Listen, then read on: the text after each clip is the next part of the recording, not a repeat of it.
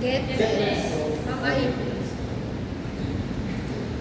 So yun, iniwan nga natin topic yung periodic table, yung arrangement ng atom. Sabi ko nga sa mga recent class ng course, ang masakla, mukhang kailangan mo na lang memorize. At least yung group A. At least yung group A. Kasi yung representative elements. So group 1A, alkaline metals, halina, carboxyspar. Diba? Halina, carboxyspar, hydrogen, lithium, sodium, potassium, potassium, silicium, calcium. Yung 2A, bemag, kasarbara. Beryllium, magnesium, calcium, strontium, barium, radium. At yung dalawa na ang tinatawag nating S-block. S-block. Kasi po, yung dulong electron nila, hindi naman sumusulat. Yung dulong electron nila ay nasa S orbital. Nasa S orbital. Ay yung dulong electron. Tapos yung nasa kabilang side ng group A elements ay P-block. Nasa yun, ito yun, P-block. P. Kasi yung dulong electrons nila ay nasa P orbital. So group 3 nga ay mahirap. Boron, aluminum, gallium, indium, thallium, at yung semi-synthetic na bago, nihonium. Nihonium. Tanda ko yung nihonium sa 3. Kasi 1, 2, 3. Wala lang. Nihonium. 1, 2, 3. Then, sa group 4 na. Ano ulit ang group 4? By the way, ano yung group 3 ulit? Recap na. Icosagens. Group 4. Crystallogens. Diba? Tapos carbon, silicon, germanium, tin, lead. Ano yung bago? Flerovium. Hindi mo rin malilimutan 4F. Wala lang. Group 4F. Flerovium. Semi-synthetic. Yung group 5, ano ulit tawag? Nitrogens or nitrogen family. So nitrogen, phosphorus, arsenic, antimony, bismuth. Sinong bagong member? Moscovium. Ewan ko, na-imagine ko yung Moscovium, yung gitna ay 5. So siya yung bagong element na 5. Okay? Yung group 6, oxygen, sulfur, selenium, tellurium, polonium. Ano ang bagong member? LV. Livermorium.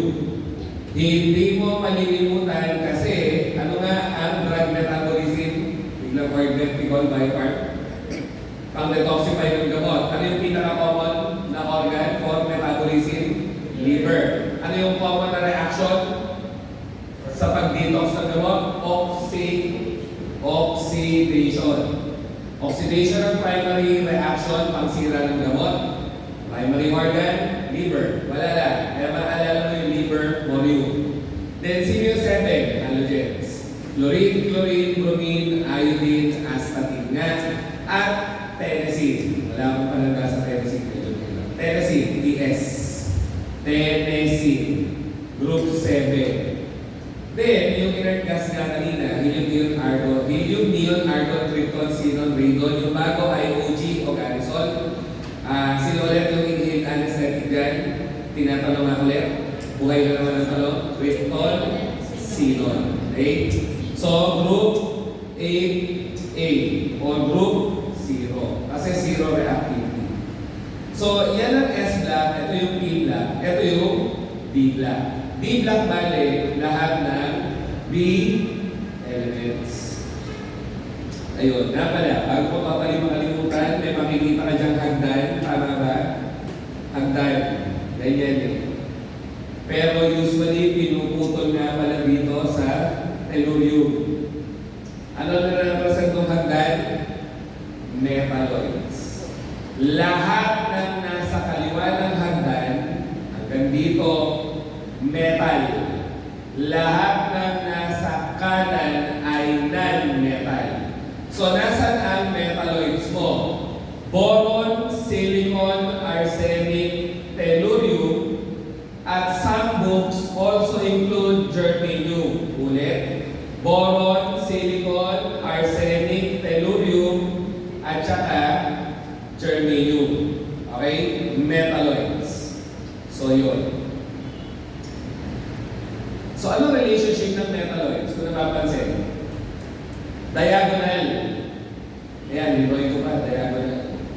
Ano ang tawag daw sa diagonally related elements? We call them tulay. Tama naman. Bridge elements. Bakit tama?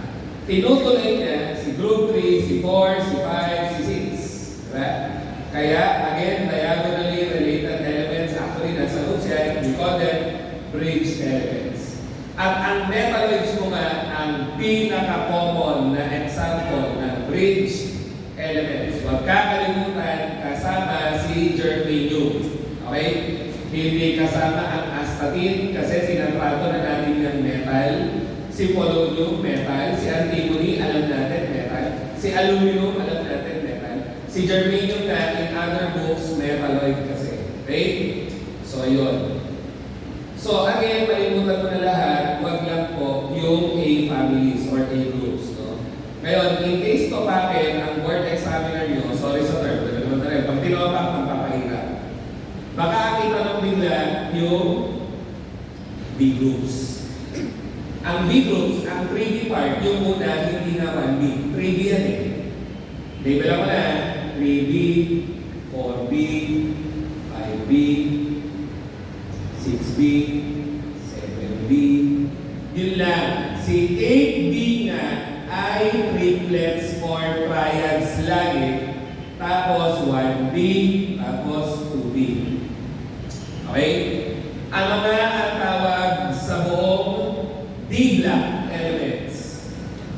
Transition metals. Ay, ganun. Sorry. Pinansikan yata ng laway. Hindi mo sulatan. Sorry. Transition elements. Nakakaya.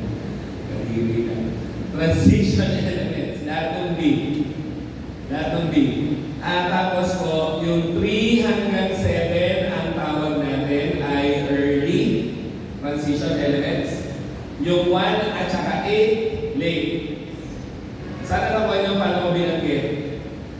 Yung 1 at 8, late transition elements.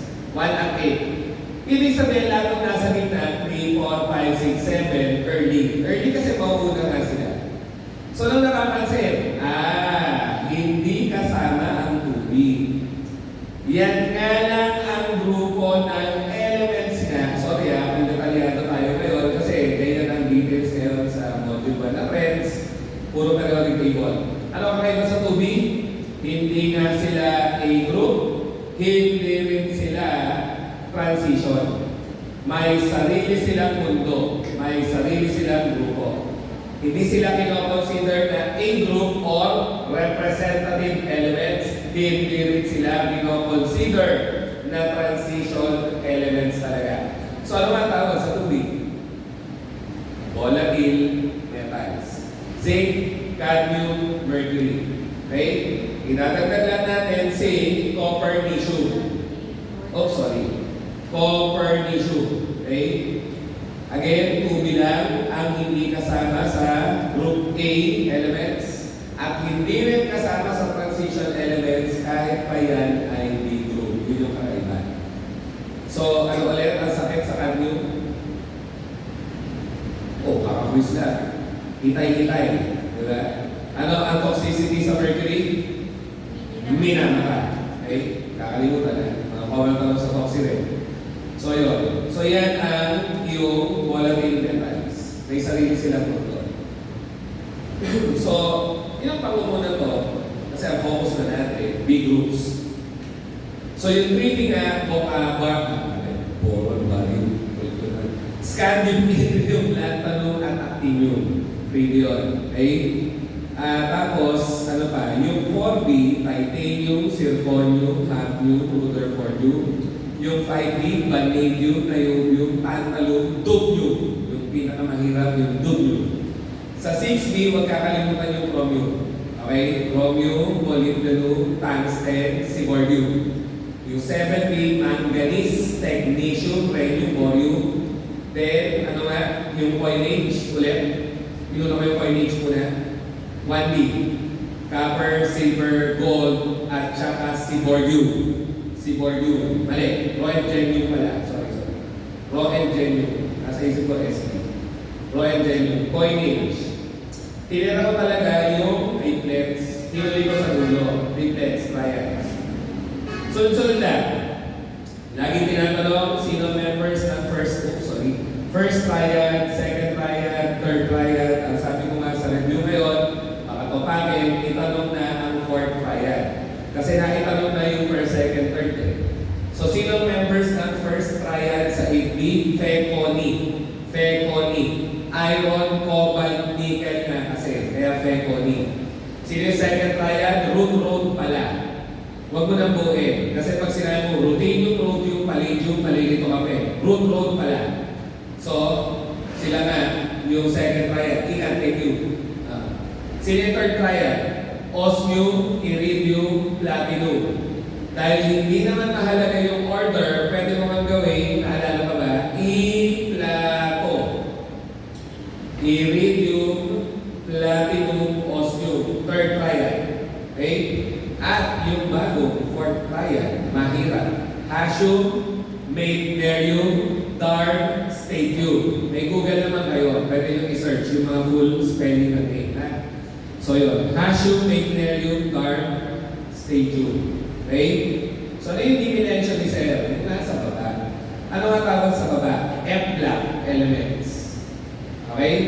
At yan nga ay elements 58 to 71, 90 to 103. Bakit ko ine-emphasize yung atomic number? It has to be clear na, tingnan ko, land balloon 57, sumunod 72.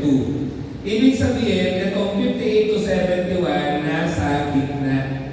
Binabalak talaga kasi hindi kasya sa weight ng periodic table. Okay? Ngayon, ganun din sa actinium, 89. Kasunod niya katabi, 104. Ibig sabihin, yung 90 to 103 nasa baba. Ito na, ang marami rin namamali. Kaya tayo nagbigay na ako ng periodic table. Kasi pag bumili ka ng periodic table at binilang mo yung nasa baba, ilan ang lalabas? 15. Pag tinanong ilan ang members ng lantanide at actinide, ano ba yung lantanide series? Lantanide to. Lantanide series, yung susunod sa lantanium. Okay? At lantanium. At yung actinide series, yung susunod sa actinium. Pag binilang mo nga yan, 14 lang. Hindi 15. So ano tama sagot? 14 lang. Bakit sa mga binibiling periodic table, nagiging 15 yung nandito? Kasi po, yung lantanum binababa rin dito, yung actinium binababa rin sa baba. Kaya pag binilang mo bigla, nagbumukhang 15. Remember, hindi kasama ang lantanum at actinium sa lantanide-actinide series. Bakit? Sila yung ulo. Anong ulo ng lantanide series? Lantanum. So pag tinanong, ilan ang members ng lantanide series? Hindi nakasama si lantanum. Siya yung head. So 14 lang. Pag tinanong din, ilan ang members ng actinide series? Ganun din. Hindi nakasama si actinium kasi siya yung head. So 14 nga lang. 1, 2, 3, 4, 5, 6, 7, 8, 9, 10, 11, 12, 13, 14. Pinanagpit ko pa. At ang good news, walang tinatanong yan. Okay? Sa mga mahihirap na lantanide. Tamang alam mo lang, F-block elements yan. At kasunod sila, may lantanum at ni actinium. May balik kasi libro lang tayo. Pero masanay ako sa lantanum. So that rounds up your periodic table. Okay? I want you to be familiarized with the noble gases. Nagiging habit nila yan eh. Si Module 1, si Module 4. Okay? So yun. Ito na tayo. Tapos na rin tayo dito. Basically, pamilya pa rin dito. Ano nga pag metal nasa kaliwa ng periodic table at sila ay lustrous? Ano nga pag lustrous? Shiny. Nag-exhibit ng shininess. Okay? Tama, di ba? Paminta pag metal. Malleable, ano yung sabihin? Pwede mo i-convert sa tin sheets. Ductile, ano yung sabihin? Pwede gawing coil or wire. So, magpo-contact ng kuryente, natural. Kasi pwede nga gawing wire. Okay? At syempre ang metal, sa room temperature na, solid. Ganun lang. Okay? So, yun. Ang mga metal na, let's say na to, sodium, lithium, may isang valence electron na madalas na nilang dinodonate. So, again, pag may electron sila, neutral sila. Pag may electron sila, neutral sila. Pero pag nag-lose na sila ng electron, they easily become cationic. So, madali sila nag-lose ng electrons. Hindi sila matakaw sa electrons. Ano nga ang term natin doon? Noon na noon pa? Electronegativity. Ano nga ibig sabihin ng electronegativity? Tendency ng atom to attract or gain electrons. At sa pinakatagalog na context nga, ano lang ang sinasabi, yung takaw ng atom sa electron. So, ang metals, mababa po ang electronegativity.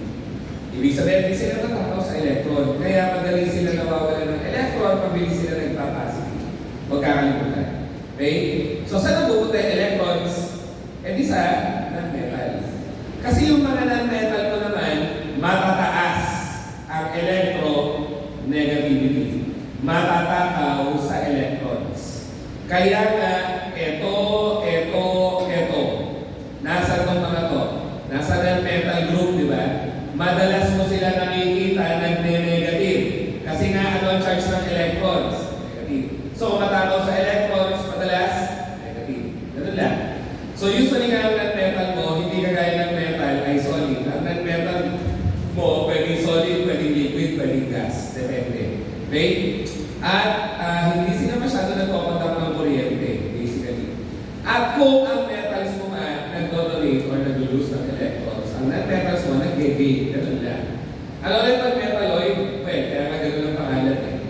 It combines the features of metals and non-metals. Kaya nga ang tawag, metalloid. Okay? So, semi-metals basically. Pwede rin yung alloy. Ano yung sabihin ng alloy? Tinatanong. Ano pag alloy? Minention natin kanina, di ba? Sa mixtures or solutions. Mga solid solutions yan ng metals kadalasan. Okay? Parang bronze na may copper and zinc. Brass na may meron sa brass. Copper and zinc din na may konting tin pero sa kanila. Okay? So yun. Alloys. Yun lang. Pinagsama ng metal. Ano lang ang tawag sa metalloid pati? Bilang grupo ng element? Padiagonal bridge. Diba? Sabi natin. Okay na tayo. Padiagonal bridge. Kasi nagsisilbi siyang tulay sa groups 3 hanggang 6. Okay? So, ito tayo sa major types. Iuna nga natin, noble gases, inert gases, saan sila makikita? Sa dulo ng kada period. Tama naman.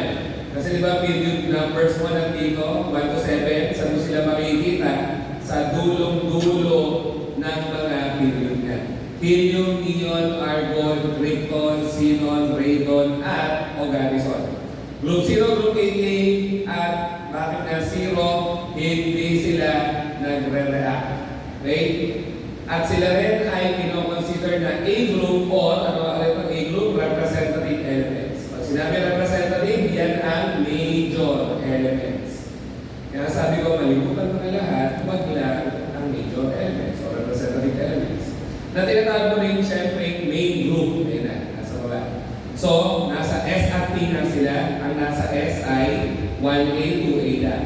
Ang nasa P, 3 hanggang 8A, technically. Okay? So, yun. Pag yung 8A nakahiwalay kasi nga unreactive.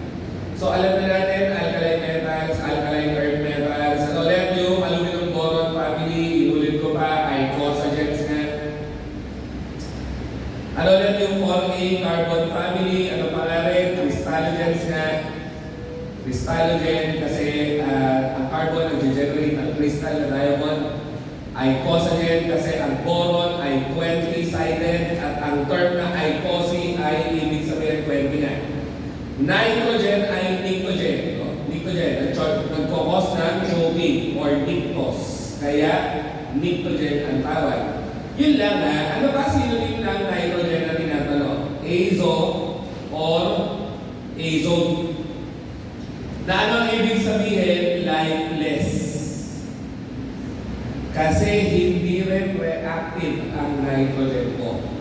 Group 6A, oxygen family, ano rin ang tinawag natin kanina, chalcogen, sabi ko nga, siya ang pinakamadalas itanong na synonym. Since board exam base namin up to now, Group 6A pa rin ang pinakamadalas itanong ang official common name. Chalcogens. 7A, halogen, at ano pa nga tinawag natin? Sea salt producers. Okay? Eto na tayo sa transition elements na nga. Sana naalala na sa team lang na sila, kadi-discuss lang, at madalas na sila yung B groups, no? Sino ulit yung early? 3 to 7. Diba? 3B to 7B. Then, sino yung late? 1 at 8. So yung mga makikita dito, hindi yan official name, good news, hindi na kailangan aralin. Okay, hindi official name. Kinuha lang po yan sa ibabaw na element. Titignan mo 3D scandium family, 4B titanium family. Ano ulit ibig sabihin ng titan? Yung talaga inorganic kailangan ulit-ulitin. Sons of the earth. Okay. Sino yung 5B? Vanadium, ang ulo, di ba? Vanadium, niobium, tantalum, dubium. Sino yung 6B? Chromium family kasi ibabaw ay chromium. Then, molybdenum, tungsten, and seabordium. Tanong, ano ba ang symbol ng tungsten?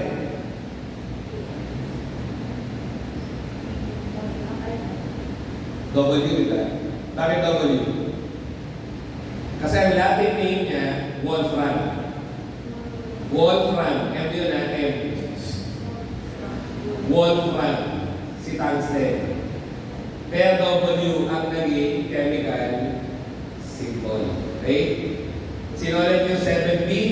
Manganese, technetium, rhenium, borium. So, manganese family. Okay? Kilala niyo si technetium sa ibang subject? TC, technetium. Sige, saka na lang sa inorganic blend. Kuha ko yan sa radiopharmaceuticals. So, yun. So, again, 3 to 7 yung early. Ulit-ulit, yung late yung 1 at 8. Ano nga yung 1? Being coinage metal. Copper, silver, gold. Ang pinaka-common. Okay? Bakit coinage? Kasi nga, ginagawang coins.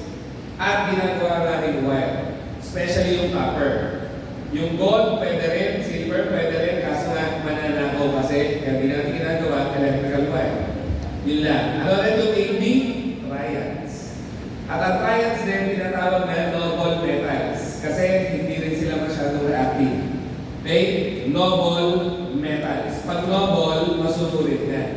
Kaya noble gases, masunurin, hindi nagdara. Kaya noble metals, masunurin, hindi nagdara. So, sino nga yung hindi transition, hindi rin representative? Volatile metals nga, group 2B. Sino ulit yun? Zinc, cadmium, at mercury, yung mahalaga. Okay? So, dyan matatapos ang yung transition. Ano nga yung nasa F-block? Lanthanide, actinide. Ang tawag nga pala, inner transition. Balik ko muna saglit. Di ba na-mention, no? Inner transition. Bakit inner transition kaya? Oops! Nangyari. Na yung inabot. Okay. Asa na yung ayun? Yan. Di ba nga, 58 to 71. So, eto nasaan? Nasa loob nun. Kaya inner. Etong 90 to 103, ganun din. Nasa loob din ng 89 at 104. Kaya inner transition elements ang yung F-block elements or lanthanide actinide. Okay? So, yun lang. Ilang elements ulit? Kada series? 15 o 14? 14 ha? Pag may namali sa quiz mamaya, ewan ko na lang talaga. So, yun. F-block ha? 15 to 71, 90 to 103. Ano ang most abundant elements sa living matter? Top 1, oxygen, followed by carbon, hydrogen, nitrogen. Ano ang napapansin sa apat? Yan na rin ay nakikita saan? Sa proteins. Diba? Tama naman. No? Biologically active na biomolecule, pinaka-biologically active ay protein. So, it should make sense na yung top 4 na most abundant elements ay nasa protein na. Pero mas tinatanong po ang most abundant elements sa Earth's crust, OCl. Top 1 O, second C, Okay? Ayun, kaya may tanong siya eh. Sino daw yung third most abundant element? Ano sagot? Hello. In order na yan. 1, 2, 3. O tapos pinapalitan niya yan bigla ng most abundant metal. Sino yung sasagot mo? Uy, nakalisip. Sino most abundant metal? Aluminum pa rin. Kasi hindi metal, hindi metal. So yung third most abundant element ko ay metal. Eh, hindi naman metal yung unang dalawa, so siya na ang most abundant metal. Pag tinanong, anong common na gamit ng aluminum? Ano daw ang pharmacological effect ng aluminum? Tama, antiperspirant. Bakit nga? Kasi siya ay astringent. Astringent. Paano siya nagiging astringent? Siya ay protein precipitant. Dapat alam. Ayun, ang alum na ay may aluminum. At ang alum sa Tagalog ay tawas. Tama, di ba? Antiperspirant ka. At ang antiperspirant effect, astringent effect, ay dahil sa ability niya mag-precipitate ng proteins. Okay? So pag naglagay ka ng aluminum sa skin, anong gagawin niya? Isasara yung pore. Pag nagsara yung pore, nilalabas yung pawis. Ganun ang action ng astringent eh. Nagsasara ng pores. Okay? Paano nagsasara yung pores? Well, syempre, yung mga collagen, keratin sa skin mo, pinaprecipitate ka para magsara ang butas ng pores mo.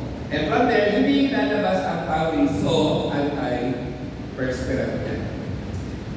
So, ano ang kakaiba sa mga aluminum compounds? Kagaya ng, aluminum hydroxide. At tinatanong siya sa Picol 2. Diba? Chemistry, ina-apply sa Picol talaga kung tutusin. So, bakit nga daw sikat ang aluminum bilang antacid? Anong advantage niya pag kinumpara mo sa iba? Kagaya ng baking soda, kagaya ng milk of magnesia, okay? Kagaya ng calcium carbonate, mga common na antacid yan. What makes aluminum stand above all? Siya ay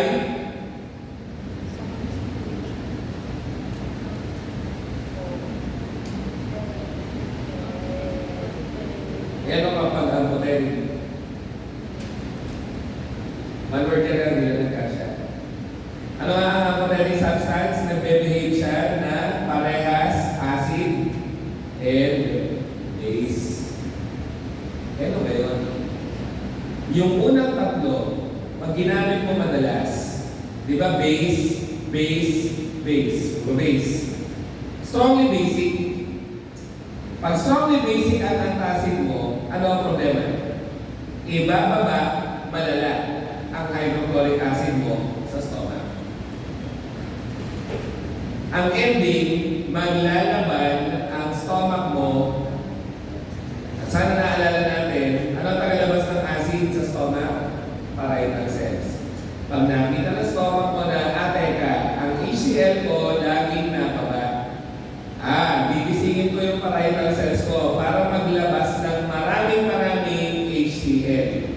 Kaya ang ending, pag tumigil ka bigla mag-antacid, nagkakaroon ka ng tinatawag na rebound hyperacidity.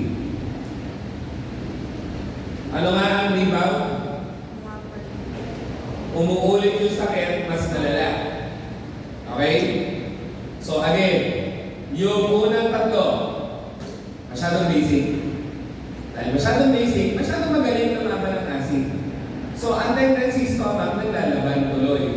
Pag naglaban na lang, sobra-sobra ang acid. Okay? Kaya, mas masakit na yung hyperacidity mo. So ano si aluminum hydroxide? Yun na nga. Dahil siya ay both acid and base, hindi siya masyadong magbababa ng hydrochloric acid mo sa stomach. Ibababa niya, sakto lang. I-neutralize niya, sakto lang. So, ang tendency, parietal cells mo, hindi maglalabas ng mas maraming acid. Hindi ka magkakaroon ng rebound hyperacidity. Yun mismo yung Morse type na tanong sa pharmacology niya. Ano advantage ng aluminum? Naka-Morse type. Una, amphoteric. Pangalawa, dahil amphoteric, less chances of rebound hyperacidity na. Hindi ka magkaka-rebound hyperacidity sa aluminum. O, diba? Chemistry explains a lot of things about pharmacy na. Sabi ko ba? So, sana naalala pa natin ang periodic properties. Apat yan eh. Atomic radius, ionization potential, electron affinity, electronegativity. Madali yan may pattern. Ang ginagawa ko po dyan ng estudyante, nagra-write lang ako ng simplified periodic table. At ang gagawin ko lang, pag atomic radius, lalagyan ko dito ng arrow up. Saka ko interpret. Kesa pagbitin mo yung mga description, mahihilo kayo. What do I mean? Ang atom na mataas ang atomic radius ay nasa lower left. Kaya guided ka na sa periodic trends. Sana naalala. Tinatanong pa rin niya ang mga periodic trends and yes, nakakahilo naman talaga yan. So ano yung mga common na periodic trends nga? Yan, yung apat na ito. Atomic radius, electronegativity, ionization potential, at electron affinity. Lahat nandiyan naman. So, pag left to right, ano nangyayari sa atomic radius? Bumababa. From top to bottom, ano nangyayari sa atomic radius? Tumataas. Bakit ako hindi nalilito? Yun na, dito lang nakatingin. Kasi nandyan nga yung pinakamataas sa lower left. E di ibig sabihin, from left to right, bababa ang atomic radius. Kasi na nandito yung highest. Diba? From top to bottom, tumataas. Kasi nga again, dito ang mataas ang atomic radius.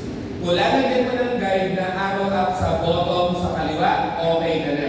Kahit balik-balik na rin ang mundo mo. Kasi ang ginagawa niya dyan, dilitoy ka. Ano daw ang nangyayari sa atomic radius kapag gumagalaw ka sa periodic table, right to left? Again, yun ang pinaka-guide mo eh. Right to left, tumataas. Kasi mataas dito. Diba? Iba eh, pag may ganito ka, mas madali.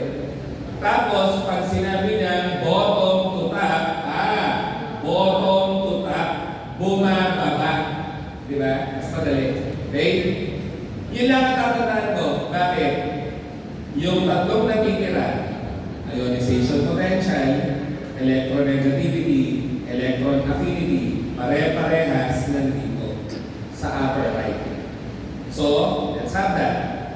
Hindi ko na binabasa yung nasa note. Sinasummarize ko na lang para makatipid tayo ng oras. So, gamitin na natin yung pinaka-common na tinatanong, electronegativity. So, anong periodic trend niya? Again, ano yung mas common? Siyempre, paano ka magbasa ng libro? Left to right. So, left to right. Mataas. Kasi nandun na yung highest, supposedly. Okay? From top to bottom, okay, bumababa. Diba? And again, kahit balik-balik na rin ang mundo mo, basta may guide kang ganon, hindi ka na malilito. May gawin nilagay ko na sa 1/4 sheet ng yellow pad, dinikit ko lang sa likod na tipuan ko. Ay ko lang sa tinig na. Kaya hanggang ngayon, kahit makapigit, perhaps, tanda ko yung trends. As in yun lang nilagay ko. Arrow up, electronegativity. Dito arrow up sa kanan, electronegativity. Ionization potential. Tsaka electron affinity. Huwag kayo masyadong panginan na loob sa words. Bakit? Iba preparation eh. Hindi ka guys sa school, dami tayo mong ginagawa. Nag-thesis ka, nag-intern ka, etc. Pag nag-review ka, ano gagawin mo? Naka-less side hustle ka. Pag kailangan magtrabaho, diba? Medyo problema sa oras. Pero wala kang trabaho, full-time student ka na nagre-review, ano ibang gagawin mo? Magre-review ka lang. Kaya ibang-iba ang preparation. Kaya, diba, parang nakakatakot eh sa unang pagiling. Boards, lahat ng subject. Pero kasi, lahat din ng oras, meron ka, supposedly. At hindi na gagana yung pagiging primaries natin. Real talk lang. Sa tingin ko, 22 pharmacy subjects matatapos mo overnight. Imposible. Okay, ako nga, 2.5 months sa review center, 2 months self-study. Bago ko sila na master sa account. Okay? Para preparation. At kung ano yung mga methods sa ginagamit nyo, pwede pa yan ma-improve. May ma-discover ka pa sa sarili mo habang nag-self-study ka kasi. Yan, kagaya ng mga pagdikit-dikit ng mga something sa likod ng pito, sa pader ng bahay. Tapos, yun nga, hindi ko alam kung napahinto ko na sa inyo o sa pinagtsalaya tayo. Ano nga paggamot, how come natatanda ko yung gamot? Kasi nagpe-pretend ako may pasyente. Imagine kung may pasyente. O doktor. Bakit? Kasi it creates an artificial image na nasa trabaho ka. Hindi ka pwede magkamali ng ibibigay ng info. Kung itatrain mo yung utak mo sa mga kabaliwan na gano'n, you might call it craziness, etc. Pero kung open-minded ka, doon mo mamamaster ang lahat. Okay? Kaya kung may pet ka, turuan mo yung pet mo. Hindi na. Kasi teaching allows you to retain 90 to 100% of the things that you learn. Hindi ko alam kung nakabasa nyo ang learning psychology. Ano nga sabi? You only retain 10% of what you see. Kaya yung pagtingin nyo dyan, 10% pa lang yan. You retain 20% of what you hear. So, hear and see, ilan lang? 30%. Ang ba? Diba? Pero, if you teach others, okay, 90 to 100. Ano ba? Ano pa doon eh? If you share info to others lang, not necessarily teach, as in, may ka-study body ka, nagbabato kayo ng 50%. 50%. Kasi nasasana yung utak mo na binabato ng tanong. So, tendency na napapabilis siya mag-isip ng sagot. Okay? Natututo siya mag-process ng thoughts. Natututo siya ng critical thinking kasi. Okay? So yun, again, balik sa topic. Ito ang tatlo, ito yan. Ibig sabihin, lahat yan, kahit alin sa tatlo. Electronegativity, ionization energy, or potential, sa electron affinity, left to right, laging increase, top to bottom, laging decrease. So kapag binaliktad ng board examiner mo yan, hindi ka na malilito na right to left, top to bottom, top to bottom, bottom to top, tataas na rin siya. Ganun lang. So, unahin natin atomic radius. Atomic radius nga ay atomic size. Yun na yun, literally. So, sino nga ang pinakamalaki atom? Siya mismo, yung nandun. Sino yung nandun? Halinakarasespar. Yung mababa, francium. Francium bale has the largest atomic size. Okay? Unahin natin ionization potential. Ano nga yung ionization potential? Kalagay naman sa notes Energy required to remove the most loosely held electron. Tama naman. Kasi nga atoms ay neutral. So ano yung ionization potential? Yung energy daw na kailangan mo para matanggal ang electron.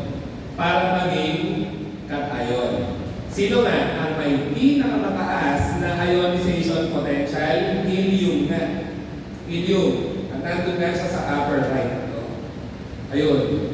At sana mag-make sense na si helium nga dapat ang may pinakamataas na ganyan. Bakit? Stable nga yan. Ibig sabihin, kailangan mo ng saksakan ng taas na energy para siya ay maging ion. Kasi pag hinawakan niya electron, ayaw niya mag-let go. Kaya kailangan mo ng matinding energy para mawala ang isang electron niya para mag-positive po siya. Yan ang ionization potential. So okay na tayo sa atomic size. Okay na tayo sa ionization potential. Unahin natin electron affinity. Sino naman ang may pinakamataas na electron affinity? Ito na. Remember, helium, neon, argon, krypton, xenon, radon, oganesson. Lahat yan stable na sa electron. Diba? Kontento na sila puno na ang electrons nila. Kaya kung binibring up, pag tinanong sino ang atom na may pinakamataas na electron affinity, huwag sasagot ng helium. inert gas yan eh. In short, hindi mo i-consider ang inert gases sa dalawang property na yan. Sino nga ang i-consider mo? Yung katabi. Fluorine, chlorine, bromine, iodine, astatine, at tennessine na. Ngayon, sino ang may pinakamataas sa electron affinity? Fluorine ba? Hindi po. Chlorine na. Chlorine. Chlorine ang may highest electron affinity, tinatanong na nowadays. So bakit hindi chlorine? Kasi nga ang orbital ni chlorine mas malaki. Ano ba ang electron affinity? Energy release. Nasa notes naman eh. Energy release when an atom receives an electron. Ayan. Energy release when an atom receives an electron. Eh kaso po yung dalawa, mas malaki orbital ni chlorine. So pag siya tumanggap ng electron, mas malaking quantity of energy ang nawawala dahil sa laki ng kanyang orbital. Hindi kagaya ni chlorine, pag tumanggap yan ng electron, maliit na yung energy na nakakawala kapag tumanggap siya ng electron. Kaya ulitin ko, atom with the highest electron affinity, pag sasagot chlorine, chlorine. And lastly, sabi nga ng mga chemist or pharmaceutical chemist, no, pag alam mo ang pinaka-electronegative na element sa periodic table, may 1 point ka lang agad sa board. So, o naman. Kasi whatever na tinatanong na si fluorine, ang most electronegative element. So, ano nga electronegativity? Tapos na tayo kanina, di ba? Tendency of an atom to accept or gain or receive electrons. So yun, si chlorine bale ang pinakamatakaw sa electrons. Yun lang po ang sinasabi. So as a brief recap, sino ulit ang atom na may pinakamataas na atomic radius or atomic size? Tritium. Sino may pinakamataas sa ionization potential?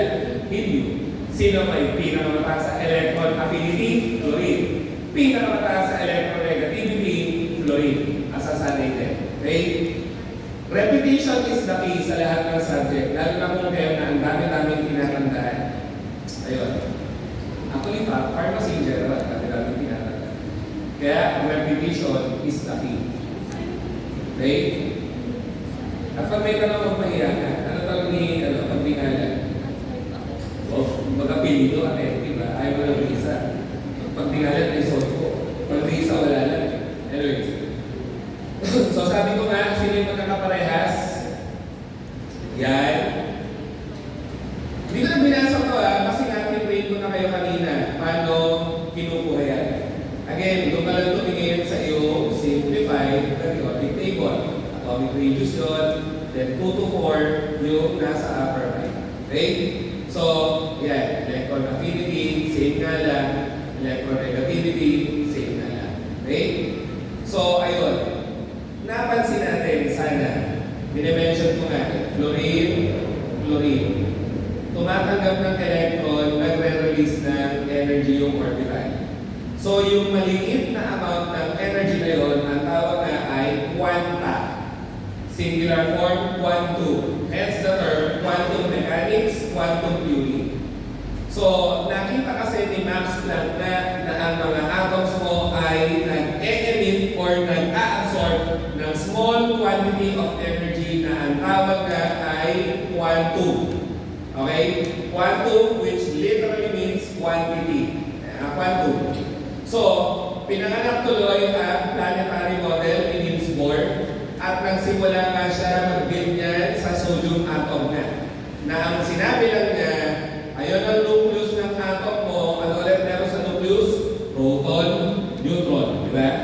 At pinakita nga niya na ang electrons ay umiikot sa nucleus na para bang mga planeta na umiikot sa nucleus, kaya tinawag na planetary model. Okay? So, ang model ni Niels Bohr na, balik tayo sa sodium. Ano nga ang atomic number ni sodium kanina? 11. 1, S2, 2, S2, 3, S2, 3, bakit dito? 1, S2, 2, S2. 2 physics muna. Sorry, excited. 2 physics, then S1. Yan. So, ito yung nucleus ng sodium. Ito yung shell 1 na may S at yung S may dalawang electron. Ito naman yung shell 2 na may S pa rin na may dalawang electron. Ito naman yung shell 2 na p orbital, so malapit sa S. S at saka P. S at saka P. So ilan electron sa P? Pakita ko, sorry. 6 daw eh. So 1, 2, 3, 4, 5, 6. So yan kayo yung shell 2. At si shell 3 na bale may S na isa lang. So yan na yung shell 3. Yan ngayon yung period number ng sodium sa periodic table. At yung isang electron na yun ay valence electron or outermost electron. Kaya nga sodium monomantic sa 1A at period 3 sa periodic table. Okay? At yun nga, nakita nila Max Planck, okay, at si Niels Bohr na kada orbital may energy na katumbas. At sana naiisip natin na ang nucleus may proton. So, bale yung lower level ng orbital mo ay stable. Kasi yung electrons na yan, malapit sa positive. Yung shell 2 electrons, ganun din. Malapit-lapit sa positive. Nahahatak ng positive. Kasi di ba electrons negative? Hindi kagaya ng shell 3 electron. Nasa outermost eh. Malayo sa positive. So, zero attraction, madali nga siya madodoli. Okay? So, ang sinasabi lang natin, ang mga orbital may katumbas na energy level. Pati po yung S, P, D, at saka F. Ano nga ba yung S, P, D, F? Laruin lang natin. Kasi alam na natin yung 1, 2, 3. Mga major orbitals na yan. Shell 1, Shell 2, Shell 3. When you hear the term shell, ang tinutukoy major orbital. So, Shell 1 to 7 na yan.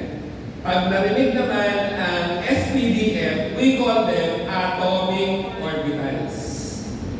Or ang term pa ng mga chemists, suborbital. Tama naman. Bakit naging sub? Eh kasi nga, Shell 1, Shell 2, Shell 3. So yung 1 may laman na S. So ano nga si S?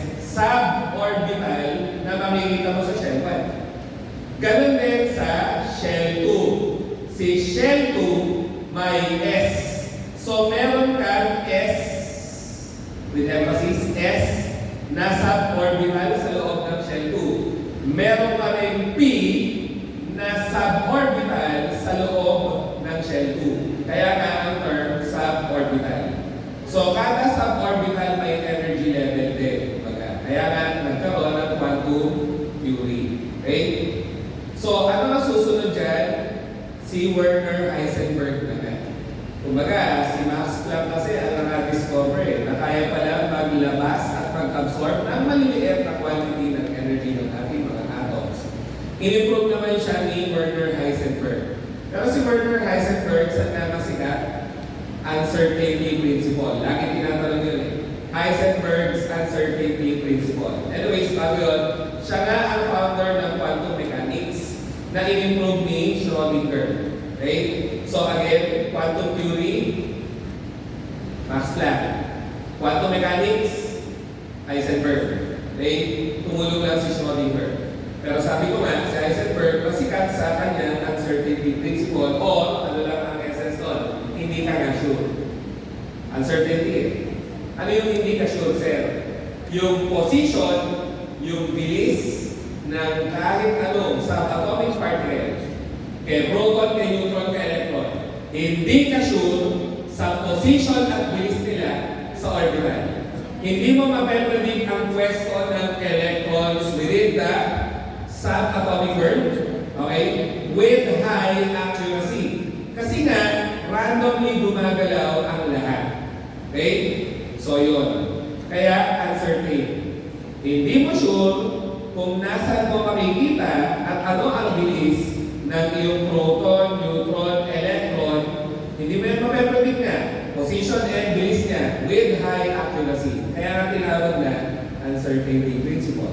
So, ano ulit yung atomic orbitals or suborbitals, SPDF? Sana naalala, pag sinabing orbital pati, anong alternate meaning? It's a three-dimensional region in space where the probability of finding an electron ay mataas. Siyempre, okay? Mataas ang chances of finding an electron kasi orbital yan. SPDF na. Sana naalala na kada isang orbital, ilan ang kayang laman? Dalawa lang, no? Tama? Dalawa lang. So, ano nga ang shape ng S? Spherical. S na ay gano'n. Ano shape ng P? Double shape. Ano shape ng D? Cloverleaf. Ano shape ng F? Iba-iba. Very complex. Okay? Magulo yung F. So, yun. Tapos, per shell, ilang S orbital ang pwede? Isa lang, di ba? Kaya nga pag nag-drawing tayo ng S, laging ganun lang eh, sa orbital diagram. Si P orbital naman, ilan ang pwede? Tatlo, di ba? Tatlo. So, ilan ang maximum electrons? Isa, dalawa, sa S. Yang simple ganyan, tinatanong nila. Ilan ang maximum electrons sa P? Ilan? Anim. Tapos si D, ilan kasi ang kaya ni D? Ilang orbital ang kaya ni D? 5. So, 1, 3, 5. Ilan ang kaya ni F kaya? 7. Ganun lang. 1, 3, 5, 7. 1, 2, 3, 4, 5, 6, 7. So, kahit hindi na natin punuan, basta alam mo ano kada orbital, dalawang electron. So, ulit, anong maximum electron capacity ng S? Dalawa. Ng P, lahat-lahat, 6. Ng D, 2 times 5, diba? 10. Ang F, 2 times 7, 14. So, 2 sec, 2 sex. Sorry, bastos. 2, 6, 10, 14. Pag nabibisaya na, wala na, pagod na. Kanina pa kung 8 a.m. 2, 6, 10, 14. So, yun. Recorded to 2, 6. 2, 6, 10, 14. 2, 6, 10, 14. So, spherical, isa. Tapos, double shape na, bali, ng P, tatlo, sorry. So, ilang electrons ulit? Si S, dalawa. Ito na naman, si D, 3 times 2, 6. Si D, 5 times 2, 10. Si F, 7 times 2, 14. Okay? Okay tayo sa S. Again, yung shape lang ang mahalaga, spherical. Pinakita lang naman, sa Shell 1S, simple lang siya. Sa Shell 2 na S, mas complex kasi may node. Ano nga yung node? Bahagi siya ng orbital na walang electron. Huwag mali ito ha. Si orbital, alam natin may electron. Ano ang nire-represent ng nodes? Ang mga nodes, region siya within an orbital na no electron. Bahagi na siya ng orbital na walang electron. Okay? Hindi siya orbital na walang electron. Kasi as you can see, may electron na. Yung gitnang region na lang, hindi pwede magkaroon ng electron sa gitna. Then yung p orbitals na double shape, so tatlo nga yan, px, py, pz. Okay? Depende sa orientation sa space. Ayoko yan, ang pangit, sorry. Diba, y-axis, x-axis. So pag px, along x-axis. Pag py, along y-axis. So again, kinaanan din natin, yung z-axis. Hindi nga yan talaga diagonal. Anong nire-represent yan? Itong area na to, nasa likod, hindi mo kita. Itong area na to, out of the paper, nakatutok sa'yo. Okay? So ano nga ang pz? Double shape siya ng pagganon, nasa likod yun, hindi mo kita. Tapos yung other lobe niya, nakaturo ko sa iyong mukha. And remember, 3-dimensional ang atoms, 3-dimensional ang compounds, biomolecules, gamot. Kaya tayo 3-dimensional, hindi na tayo flat. Kasi mga orbitals mo, naging 3-dimensional arrangement eh, na specific. Okay? So yun. Then lastly, the orbitals na cloverleaf, pinakita lang naman. Lastly na may shape, clover, ito kayo, hindi ko gets. naging Cloverleaf. Anyways, Cloverleaf ang dominant shape. So, hindi naman kailangan pakalanan pa. Okay? Hindi na tinatanong yun. Pero yung sa P, mahalaga yun na yung PX, PY, PZ. Okay? Then, yung F na ay complex at hindi mo na maintindihan anong shape na ang itatawag mo. Okay? So, yun. Sige, mahaba itong patong numbers eh. Hanggang dyan lang muna. Basa ulit. Alam niyo na mangyari. Last quiz. Tama na. Pagod mo kami. Dali mo na eh.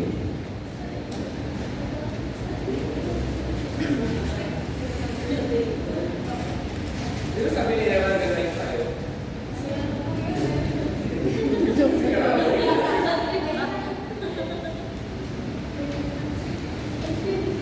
Ano hindi ko okay ka na?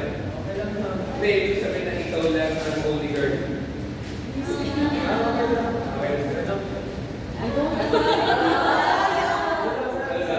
I don't mind daw. Basta be gentle to me, no? Seryoso.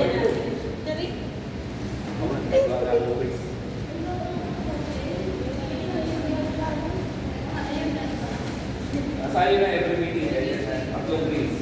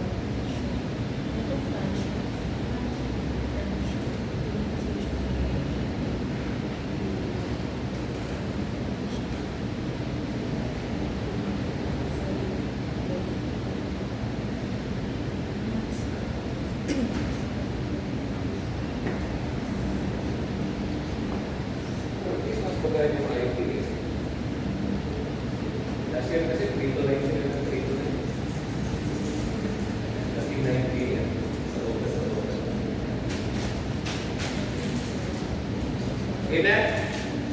Kaya? Okay? Wala naman kasi 0. 2, 3, 4, 5.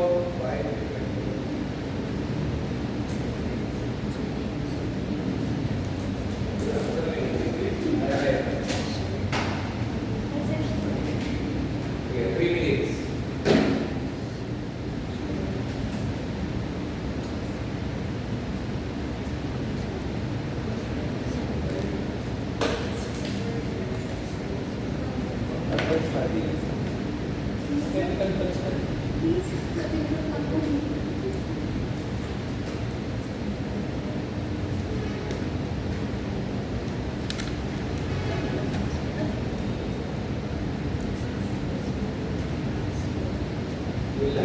Second kaya, sino lang teacher? Wala na. Kanino may papalabas? Wala na. Hindi na kasha. Dami kong teacher na.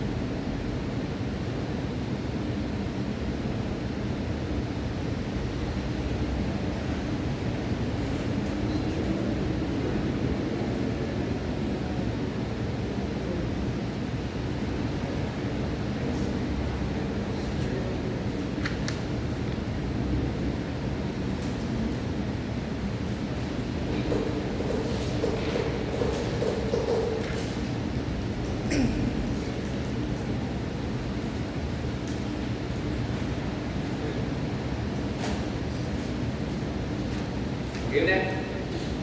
Bago ulit, bago lang ulit.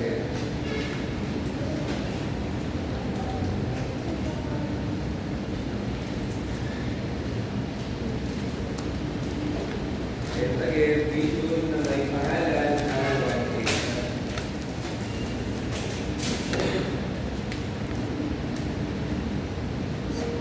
Number 1.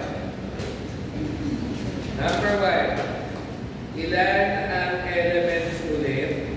Wala lang na talaga. Ang nasa actinide series ulit. Ilan ang elements na nakikita sa actinide series? Where after the number, okay, specific number of elements na nasa actinide series. Number 2, ang dami nun. Pero magbigay ka lang ng isa. Isang example ng methanol. Ulit. Number 2, isang element na example ng methanol.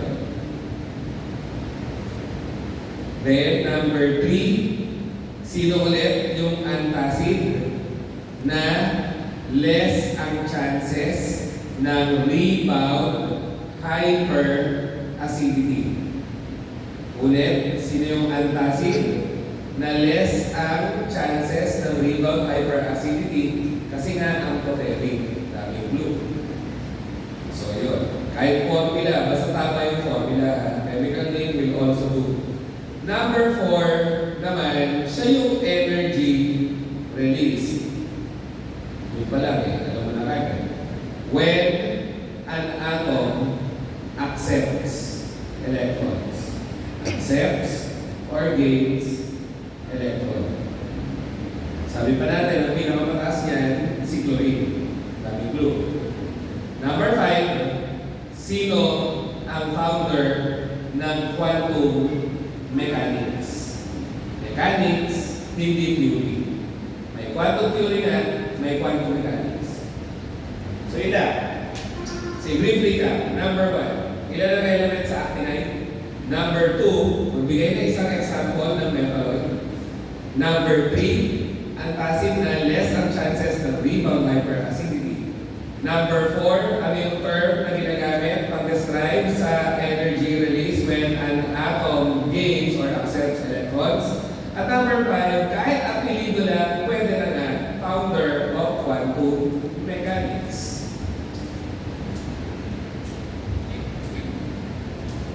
Diba, 3 minutes, natatapos mo eh. Ano kaya? Parang nananakot yung tingin ko eh. Parang dating sa akin, hirapan mo naman. Ha? Si Ate Tito. Ayos na. Ready na mag-pause ka. Mag-pause ka na.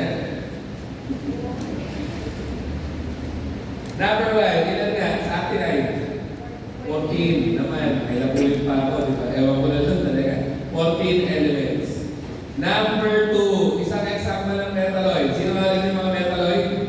Boron, sa group 3. Tapos ano nga? Silicon. Diba? Tapos arsenic. Tapos tellurium. Sabi ko nga, nasama natin si germanium. Ano, may nakakuha kahit isa lang man sana. Boron. Pinakamadali ang boron eh. Huwag na lumayo. Yung una na, boron. So yun. And yes, sabi nga ng iba kong classmate, medyo nakakabwisit nga sila. So, buwisit. Pero yun nga, tingnan lang. Okay. Diba? Nakabwisit sila kasi patayago na, no? Yun ang tandaan. Boron, silicon, arsenic, tellurium, germanium. Okay? Metalloids. Number 3, sino yung acid na less chances? Aluminum hydroxide. Siyempre. Diba? Kung nilagay link, okay na. Kung nilagay formula, dapat tama. Ha? More clear na tayo eh. Hindi na pwede yung maling formula, ha? ALOH3. Number 4, energy release. Kapag ang atom tumagang ng electron, electron affinity. Kasi yung takaw, electronegativity. Yung ionization potential, energy na kailangan to remove the electron. And lastly, founder ng quantum mechanics, Heisenberg. Sino yun? Kung binuo mo pa, word ng Heisenberg, then sige lang. So yun.